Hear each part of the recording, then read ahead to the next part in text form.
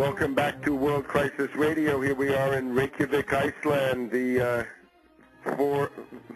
foremost front right now in the struggle of national independence and economic survival against the IMF, the supranational institutions and the dictates of the financier cliques that think they run the world. We're getting conflicting reports from Ireland about how this referendum on the European Union is voting, how it's going.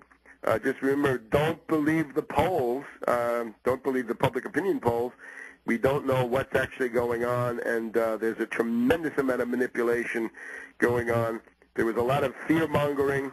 The Irish are being told the world depression is here, and you better approve the Lisbon Treaty, or we're going to cut off the money. Barroso was there bribing people. That's being tried here in Iceland by the IMF. Let's just hear from Toraren one more time. This is our concluding segment on Iceland, just how we can get out of this crisis. Can we get a debt moratorium soon? Just to end the ISAF dispute, this is what is really almost getting our government collapsed. And the last few days I've realized, especially after we got Webster here, that the debt moratorium is the solution. It is it gives us the excuse, for those who are not sure, it gives us the excuse to get rid of the IMF because we wouldn't need those loans they're providing, and we need to stay out of the European Union to remain sovereign and to solve our own problems, and of course we would drop this ISAF issue. It will go along.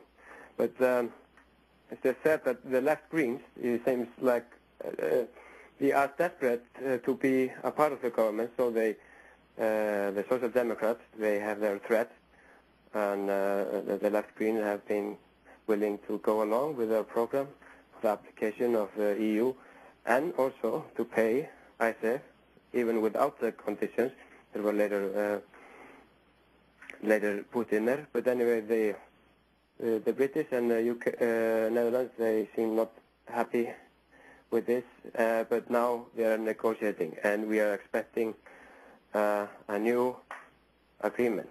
And we are hoping, people here in Iceland, probably 80% of the population is against paying ISAF. So it's a very strong opposition. And we are hoping for strengthening the alternative ways out of our crisis.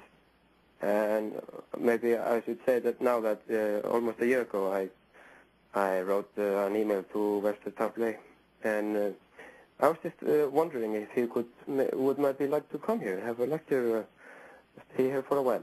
And I was very happy that he accepted about a month later, and he came after some, we have been writing each other for a while and calling, and eventually he came here now just 1 week ago. And it's been very helpful and motivating, and he has made a brief, draft for like in economical solutions for Iceland, and I have to say I'm very impressed that he could, even if he didn't know so much about Iceland and just had a limited information, within a time he could get it. But that was quite ambitious work, and I'm very impressed, and so are many people who have seen it, and probably now all parliament members have seen it, as I sent it to them. And there is a lot of interest about these ideas, and they seem more realistic than it was thought as before, because it has a very strong historical argument for how Iceland can do a different policy and how it can actually do without the IMF and the EU. And don't worry if we will lose some supposed friends in the Western world, and because they are, of course, not really our friends. States are not friends, it's just partnerships, and you choose your partnerships may be different for if you're going into a new era. So of course it's open to us what the Icelandic government has not yet done, and it's too lame, to ever do, seems is to seek new friends.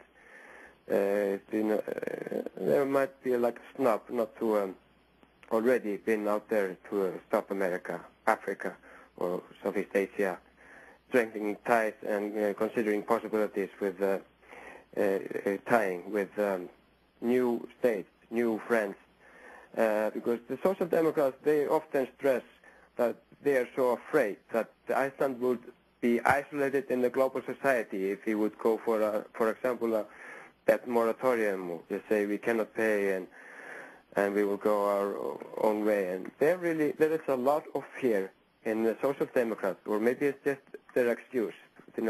Either way, it's not acceptable. And if they don't have the guts to be in government, they should get out of government, and they should take the left green with them if